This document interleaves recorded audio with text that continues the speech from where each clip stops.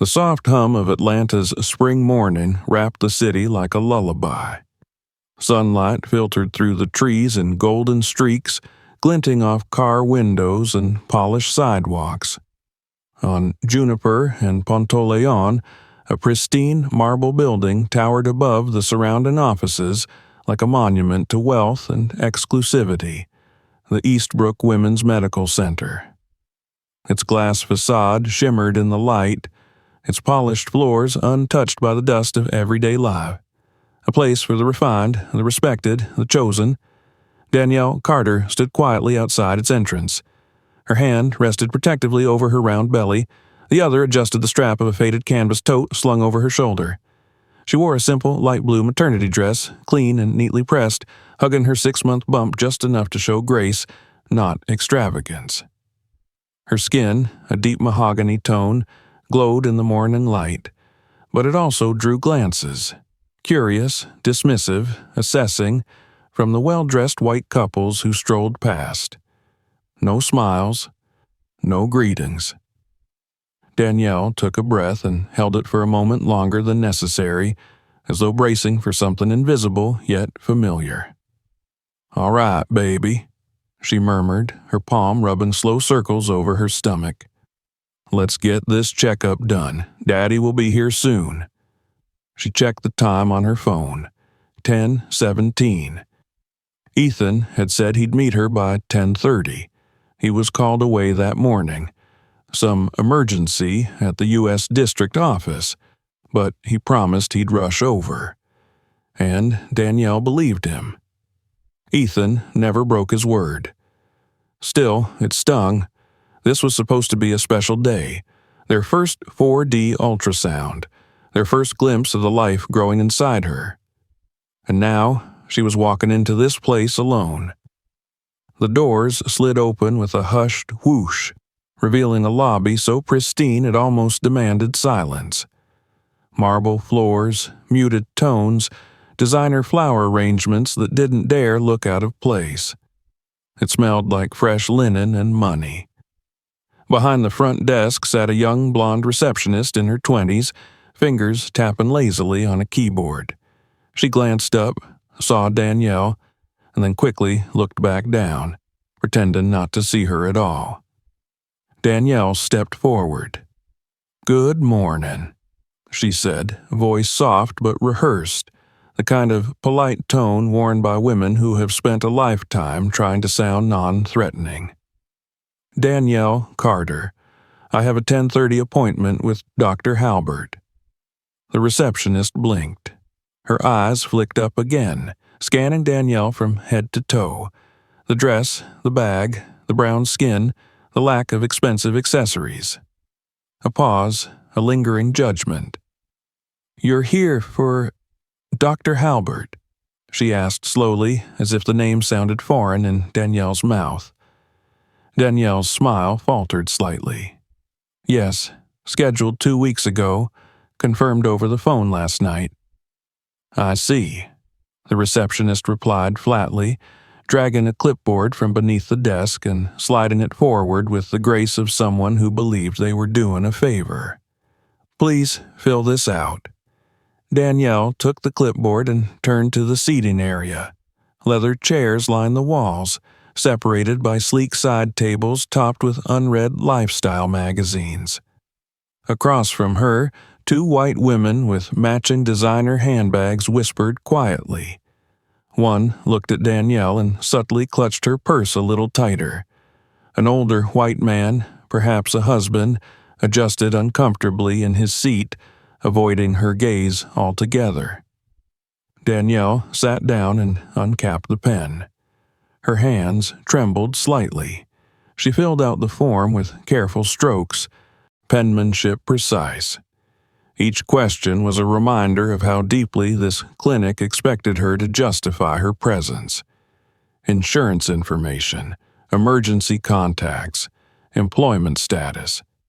Ethan's name, Ethan Carter, brought her a flicker of reassurance as she wrote it down. Still, with every passing minute she felt more exposed, alone in this sterile place, vulnerable. Somewhere behind one of those sleek frosted doors, she knew her name would be called, and something about that felt like a warning. Sure enough, not 10 minutes later, the door to the hallway opened. "Danielle Carter?" The voice was flat, indifferent. A nurse stood holding a clipboard, pale scrubs, no smile. Her eyes did a quick up-and-down scan of Danielle as if confirming a baggage tag. She didn't wait for a greeting. She turned without a word and began walking. Danielle stood slowly, one hand pressing against her back for support. Her smile, faint, polite, died before it could be returned. She followed the nurse down a long hallway where the music was too soft to be anything but an artificial calm. The walls were lined with photos of glowing white mothers cradling pale newborns. Not a single black face in sight. Danielle's steps grew slower. She wondered, for just a moment, if someone like her had ever been invited to appear on one of those brochures. They stopped at room 3B. The nurse pushed the door open and gestured for her to enter. "The doctor will be with you shortly," she said flatly, then shut the door before Danielle could respond. Inside, the exam room smelled like lavender antiseptic. The bed was neatly made. A monitor blinked quietly in the corner. Danielle sat carefully on the edge, adjusting her dress and breathing slowly. She checked the time again. 10:43. Ethan was late, just by a few minutes, but each second felt heavier now. She tried to focus on her breathing. 1, 2, 3, in. 1, 2, 3, out. Then the door opened. Danielle looked up. Dr. Lindsay Halbert stepped into the room with a clipped, cold grace. Mid-40s, tall, athletic build, platinum blonde hair in a tight bun, a perfectly tailored white coat. Her eyes were icy gray and her mouth a thin, unsmiling line. She didn't greet Danielle, didn't offer her hand, just stood there. "So," she finally said, her voice laced with patronizing curiosity, "you're Danielle Carter?" Danielle straightened slightly. "Yes, good morning. I believe we're doing the 4D scan today." Dr. Halbert didn't answer. Her eyes drifted slowly, deliberately, down Danielle's body, not in the clinical way a doctor examines a patient, in the judgmental way a critic assesses something out of place. "You came alone?" she asked flatly. Danielle hesitated. "My husband had an emergency at work. He's on his way." The doctor's lips twitched, not quite a smile. "Of course." She turned towards the counter, rifling through some papers with exaggerated movements. Her voice grew sharper, colder. "Let me guess. You don't know who the father is. Or maybe he changed his mind this morning, decided it wasn't worth the responsibility." Danielle blinked, stunned, her breath caught in her throat. "Excuse me?" Dr. Halbert turned around, her eyes narrowed. "I don't know what kind of place you think this is, Miss Carter, but Eastbrook isn't a public clinic. We're a specialized facility for women who care about their health and their child's future. Not for women who show up unaccompanied, looking like they just stepped off a greyhound." Danielle rose slowly, her fists clenching at her sides. "I scheduled this appointment. I confirmed it. I came here respectfully." Dr. Halbert took a step closer, lowering her voice to a hiss. "You people are always respectful when you want something. Then come the drama, the accusations. Not today, not in my facility." Danielle's heart was pounding so loudly it echoed in her ears. Her voice trembled, but she spoke with dignity. "I'm leaving. I don't have to sit here and be insulted." "Oh, you're not going anywhere just yet," the doctor said with a cruel smirk. She turned, glancing deliberately at the counter. "My Cartier watch? I left it right here this morning, and now it's gone." Danielle froze. "I'm saying I've seen enough charity cases walk in here and leave with more than they came in with," Dr. Halbert said sharply. She walked to the door and opened it. "Security will be here shortly. Don't make this harder than it has to be." Then she was gone. The door clicked shut. Danielle stood alone in the silence, her breath shallow, her hands trembling. The air seemed to thicken.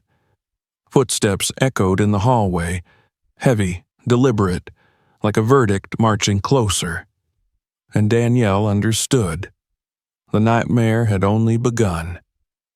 Danielle didn't move for several seconds after the door shut.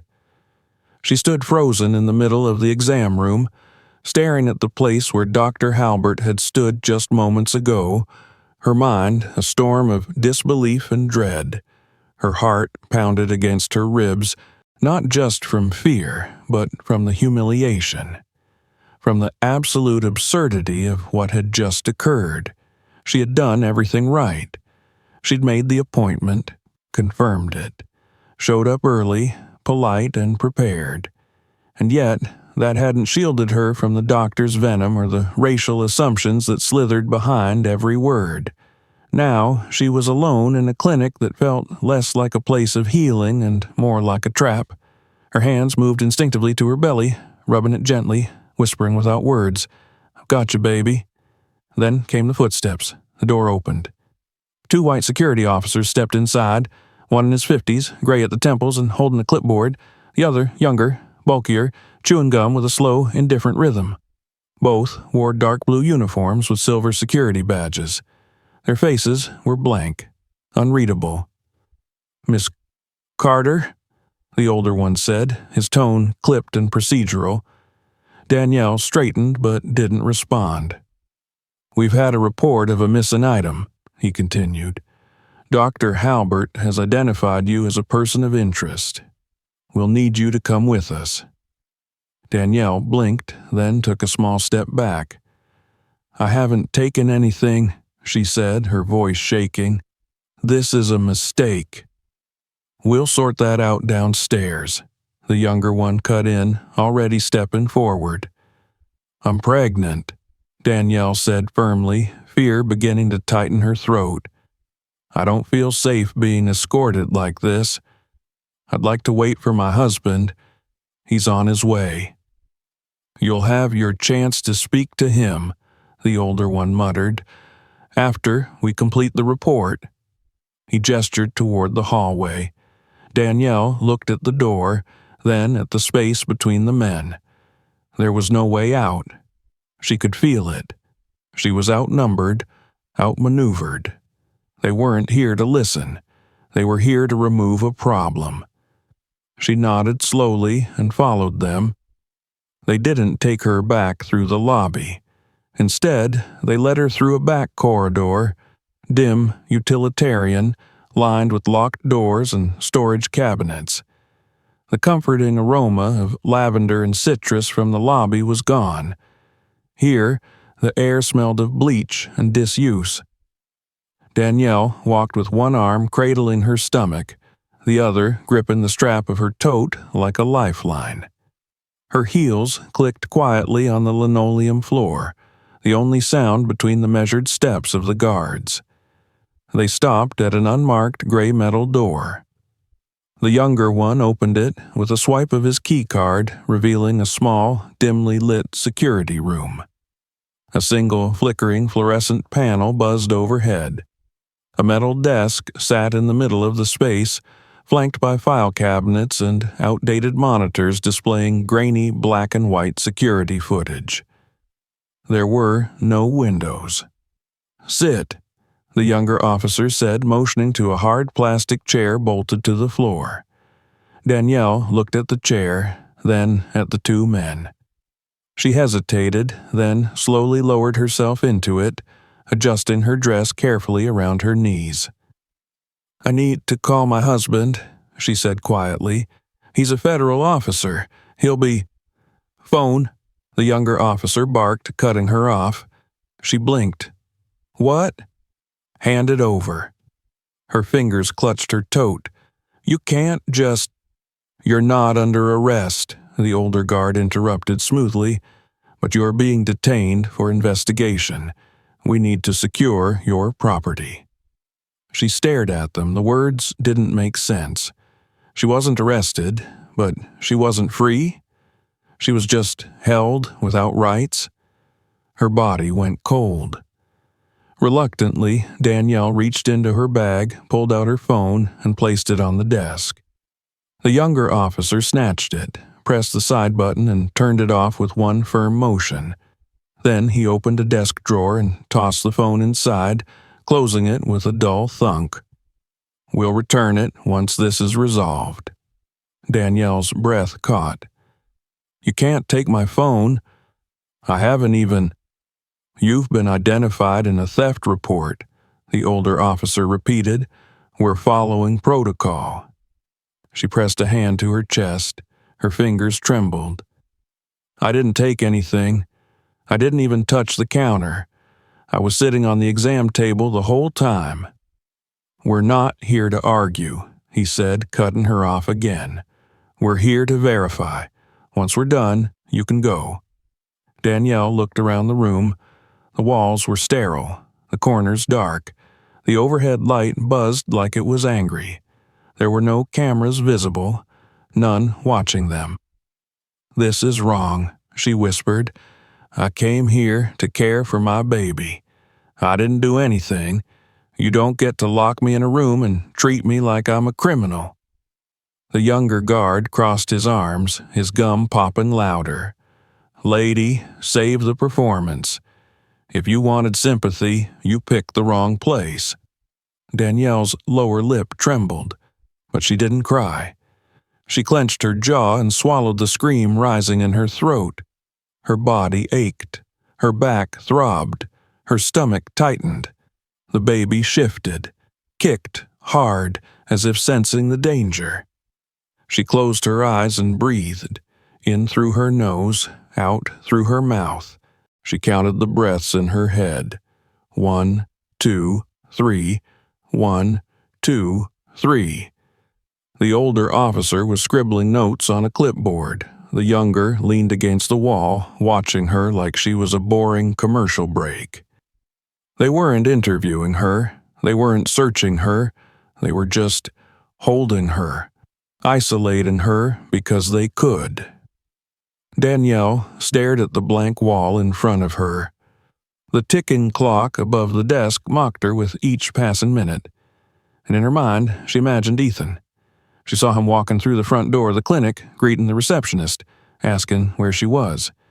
She imagined the hesitation on the staff's faces, the delay, the moment the realization hit him that she wasn't where she should have been. She imagined the shift in his expression. She imagined the quiet fury. She imagined what would happen next. And then, on the other side of the building, just as she imagined it, Ethan Carter stepped through the glass doors of Eastbrook Women's Medical Center.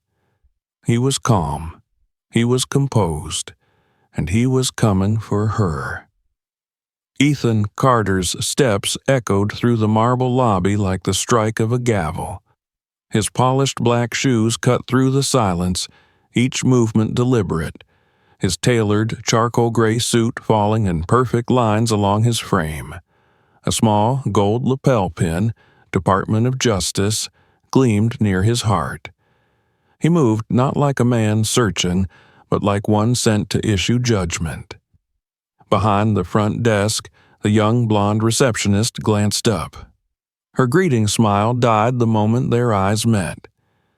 "Good morning," Ethan said, his voice low and calm, but carrying the weight of command. "I'm looking for Danielle Carter. She has a 10:30 appointment with Dr. Halbert. I'm her husband." The receptionist blinked, her fingers pausing over the keyboard. There was a beat too long before she responded. "One moment, sir. Let me check." Ethan didn't respond. He didn't need to. His stare did all the work. She typed frantically, eyes darting across the screen. It says she's not currently in the exam room." He leaned forward slightly, just enough for her to sense the shift. "Then where is she?" The question came softly. Too softly. There was a situation," she stammered. "Security was notified. I don't know the details. I think Dr. Halbert, I need to see her now." His tone didn't rise in volume, but in gravity. The receptionist paled. "I'll get the floor manager." "No need." Ethan reached into his inside jacket pocket and removed a slim leather wallet. With practiced precision, he opened it and held up his badge. Deputy Director, U.S. Department of Justice, Office of Civil Rights Enforcement. She gasped. He let her look for 3 full seconds before slipping it back. "Where is the security office?" She swallowed. "Down the corridor, past the staff elevators. First door on the left." Without a word, he turned. The hallway stretched ahead, clinical and cold, but Ethan's presence sliced through it like steel. His fists clenched and released at his sides. He didn't hurry. He didn't need to. He moved like a man who knew every inch of federal protocol and exactly how far he was willing to go when someone violated it. He reached the gray door, slightly ajar. Voices inside, low, detached. Ethan pushed it open. Inside, Danielle sat on a plastic chair bolted to the floor, her hands on her stomach. Her face was pale, her expression a tight knot of fear and rage. 2 security officers stood nearby. The younger one, bulky, still chewing gum. The older, clipboard in hand, eyes narrowed at the intrusion.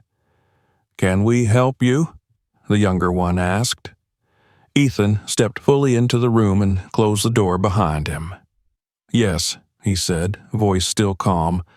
"You can help me by standing down and explaining exactly why you've illegally detained my pregnant wife without probable cause, without legal representation, and without access to her personal property." Silence. Danielle gasped. "Ethan?" He was at her side in a second, resting a hand gently on her shoulder. His eyes scanned her, checking for signs of distress, pain, fear. She nodded, just slightly. He turned back to the officers. "I want the name of the person who ordered this detainment," he continued. "The exact nature of the accusation, the report that authorized this action, and access to every second of security footage involving my wife, immediately." The younger guard straightened, gum slowing in his mouth. "We didn't mean anything by it, just a precaution." "So your idea of precaution includes removing a pregnant woman from a medical setting, denying her contact with her spouse, confiscating her property, and isolating her in a room without supervision?" Ethan didn't blink. "You think that's standard procedure?" "Sir," the older officer began, "Dr. Halbert reported a missing item. She identified your wife as the last patient in the room. We followed protocol. Show me the footage." "I'm not sure we're authorized." "You are now." Ethan took out his badge again and held it in the air, firm and still. The weight of federal jurisdiction settled on the room like thunderclouds. His tone dropped, razor sharp. "I'm invoking immediate oversight under federal civil protection. If you delay further, this becomes obstruction." The older guard hesitated, then moved to the console. His hands trembled slightly as he began queuing up the recordings. The monitors flickered. One screen showed the hallway outside room 3B. A timestamp in the corner read 10:41 a.m. The footage played. Danielle entered, calm, alone. She sat down, never touched the counter. At 10:52 a.m., Dr. Halbert exited the room. She glanced down at a tray, touched her wrist, then stiffened. Her face twisted in irritation. She turned and walked out. "Freeze that," Ethan said. "Zoom in on the tray." The image sharpened. There, sitting beside the tissue box, a silver watch with a platinum band. Danielle's eyes widened. She left it behind. "Roll forward," Ethan instructed. They watched silently. At 10:54 a.m., a janitorial worker entered, wiped down the counter, never touched the tray, then exited. 10:59 a.m., the watch was still there. Then the camera feed cut to black. Ethan turned sharply. "Where's the rest?" That's when the camera cycles," the older guard muttered. "It hands off to the night crew. There's always a minute or two delay in the transition." Ethan's jaw tightened. A blind spot in the exact window where the theft allegedly occurred. Convenient. He stepped to the desk, opened the drawer, and retrieved Danielle's phone. He handed it to her carefully. Then he turned to both officers again, voice quiet but brutal. "Detaining my wife without evidence is a violation of her civil rights. Confiscating her phone was unlawful seizure. Denying her medical autonomy during a scheduled exam, while 6 months pregnant, borders on reckless endangerment. I'll be filing formal complaints with the DOJ and initiating a public civil incident review. Prepare your statements, now." Neither officer moved. The light above flickered. The hum of electricity was the only sound. Danielle gripped her phone like a lifeline. Her eyes brimmed with tears, not from fear, but from the overwhelming force of finally being protected. "I want to go upstairs," she whispered. "I want to look that doctor in the eye." Ethan turned to her. His nod was steady, resolute. "Then let's go." And together they walked toward justice. The elevator doors slid open with a soft chime, revealing the upper executive floor of Eastbrook Women's Medical Center. What had once seemed sterile and luxurious now felt hollow, like a cathedral built to mask its own corruption. The hallway was lined with frosted glass walls and chrome fixtures, but every head turned as Ethan and Danielle stepped out together. This time, no one averted their gaze. They stared. Not at Danielle's clothes, not at her skin, but at the man walking beside her. Ethan Carter's presence was no longer just commanding, it was terrifying. There was no raised voice, no shouting, only the silent authority of a man who had spent his career dismantling systems of injustice brick by brick. His steps were exact, his breathing calm. His hand remained gently on Danielle's back as he guided her forward with purpose. A man in a gray suit, visibly tense, waited near the glass door of the boardroom. "Mr. Carter," he stammered, glancing between Ethan and Danielle. "Mrs. Carter, we've convened the Internal Ethics Board as requested. Dr. Halbert is inside." Ethan didn't answer. He simply opened the door. The room was bright, sleek, and far too clean. A long glass table stretched across the space. At one end sat 3 board members, 2 men and a woman, all white, all visibly uncomfortable. At the far end, Dr. Lindsay Halbert sat with her arms crossed. Her expression was controlled, lips pursed, chin tilted slightly upward, but around her eyes, tightness, tension. Danielle took a seat directly across from her. Ethan remained standing. No one spoke. Then the board chair, a balding man in a navy blue blazer, cleared his throat.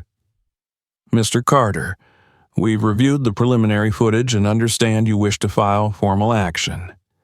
Without a word, Ethan placed a thin stack of papers on the table. Printed, signed, time-stamped. "My wife," he said evenly, "was falsely accused of theft, illegally detained, denied access to communication, and publicly humiliated in a medical facility while under your care. We have video footage showing that the item in question was never touched by her. Additionally, we have audio evidence of racial remarks made by your physician." Dr. Halbert let out a short, bitter laugh. "This is absurd," she said, her voice sharp. "I followed protocol. I had every reason to be concerned. She was alone, unscheduled." "Incorrect," Ethan cut in, his tone instantly chilling. She was scheduled, confirmed, and the only reason you had concern was because she was black, alone, and not wearing a designer label. The room went still. Danielle didn't look away. She didn't lower her head. She faced the doctor head on, voice steady. "You didn't see a teacher, a wife, a future mother," she said. "You saw a problem, an inconvenience, a stereotype." Dr. Halbert's jaw clenched. "That's not what happened." "You told me I looked like I came from a bus station," Danielle interrupted, her voice calm but cutting. "You suggested I didn't know who the father was. You accused me of theft without evidence, not because I did anything, but because you looked at me and made your own decision about who I was." The female board member shifted uncomfortably. The male chair cleared his throat again, softer this time. "We will, of course, begin immediate proceedings, but—" "This isn't just about proceedings," Ethan said, his voice low. "This is about systemic rot. Your institution failed. You allowed racial bias to override basic professionalism and humanity." He turned slightly to face all three board members. "Here's what we're demanding: the immediate suspension of Dr. Halbert without pay pending review, a written public apology from this institution, a formal incident report submitted to the Department of Health, mandatory anti-bias training for all staff, and a public commitment to reevaluating your protocols for detainment and security interaction with patients." Silence. No one argued. The weight of federal authority pressed down on the table like a silent anvil. The chair nodded slowly. "We will begin proceedings today. Dr. Halbert will be placed on leave, and a full internal review will commence."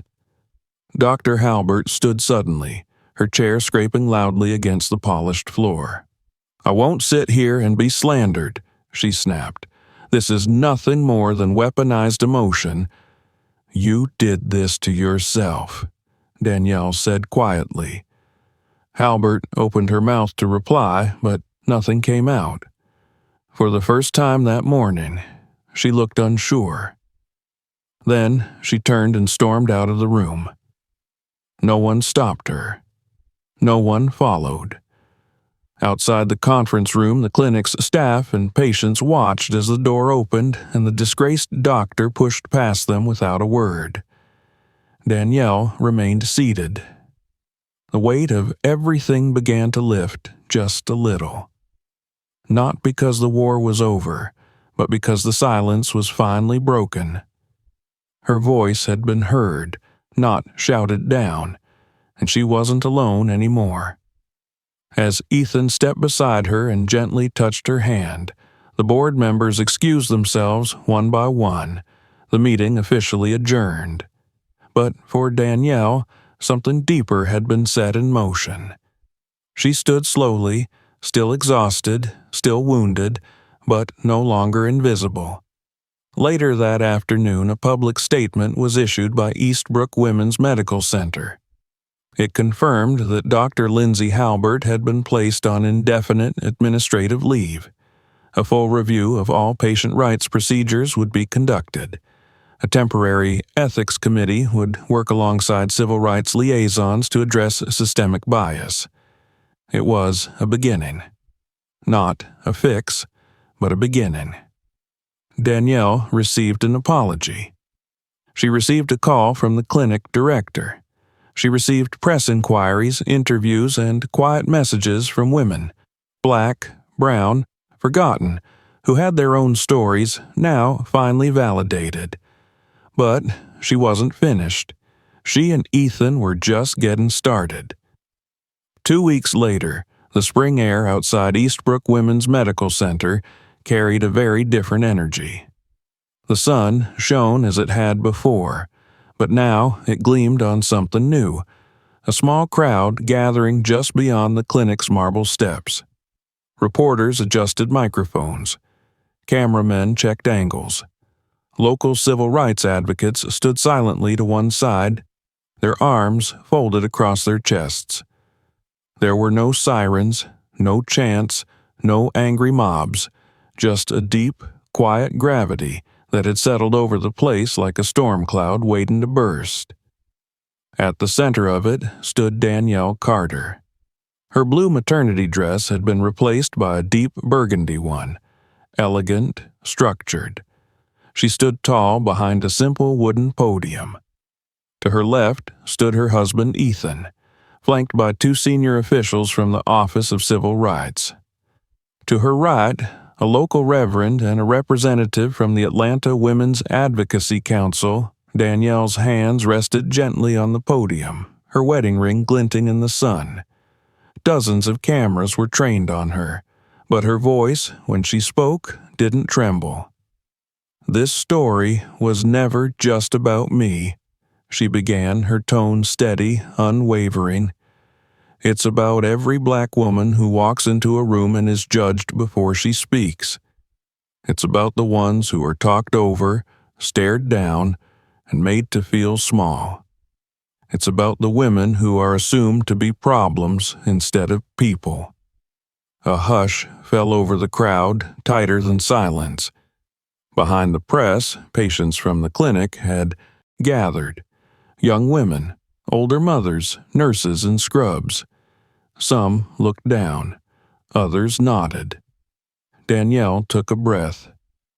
"When I came to Eastbrook Medical 2 weeks ago, I came here as a patient. I came here for care. I left as a suspect.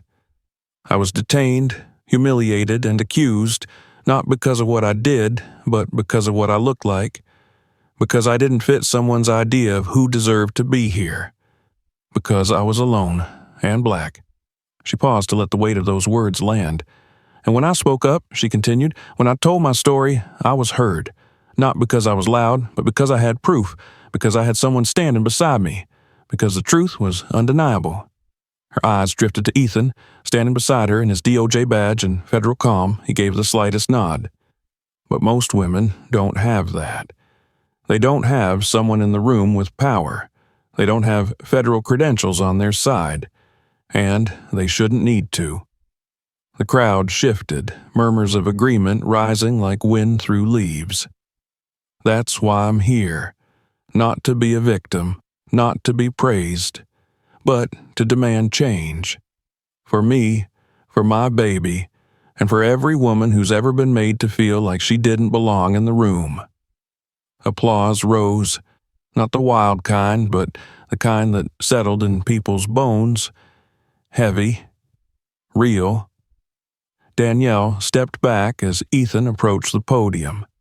"Effective immediately," he said, his voice carrying across the crowd like a courtroom verdict. "Eastbrook Women's Medical Center will undergo an independent civil rights audit. Internal policies regarding patient detainment, accusations of theft, and racial profiling will be rewritten in collaboration with our office." He looked directly at the cameras. "A formal public apology has been issued. Dr. Lindsay Halbert has been placed on indefinite suspension and will be subject to a full ethics board review. All staff will undergo mandatory bias and equity training. And, moving forward, any patient, regardless of race, background, or appearance, will be treated with the dignity and due process that every human being deserves. No motion, no performance, just facts, the kind that institutions feared." As Ethan stepped back, Danielle moved beside him. Her hand slipped into his, fingers interlacing. He squeezed once, and they stood there, side by side, not as husband and wife, but as something larger. Symbols of accountability, of refusal, of what happens when the silence breaks. Behind them, the glass doors of the clinic reflected the world watching. Inside those doors, change had been forced to enter. That night, the story spread across media outlets. Black pregnant woman detained after false accusation at elite clinic. DOJ official demands reform. The footage of Ethan confronting the guards went viral. Civil rights organizations picked up the case. Petitions flooded the clinic's inbox. Patients canceled appointments. Donors pulled back. And then, slowly, things shifted. Eastbrook announced the creation of a new advisory board to oversee racial equity in patient care. They began reviewing hiring practices. Danielle was asked to help lead educational sessions. Her name, once just another appointment on a schedule, now became a spark for change. She declined all interviews for profit. She didn't want fame. She wanted clarity. A week later, Danielle sat in a quiet park with Ethan by her side. The air was still, full of the sweet scent of blooming magnolias. She watched a little girl run by with her mother, laughing. Her hand settled over her belly, and she smiled for the first time in days. Ethan leaned toward her. "How's the baby?" he asked. "Still kicking," she said, chuckling softly. "I think they know they've got a fighter for a mom." He wrapped his arm around her shoulders. "You showed them who you are." Danielle leaned into him. "I didn't show them," she whispered. "I reminded myself." And somewhere in her womb, the child who had felt fear now rested in peace. Not because the world was safe, but because one woman, black, proud, unbroken, had made it a little less cruel. Justice doesn't begin in courtrooms. It begins when someone dares to say enough. Danielle stood alone, but she didn't stay silent. Her story changed a system. How many others are still waiting to be heard?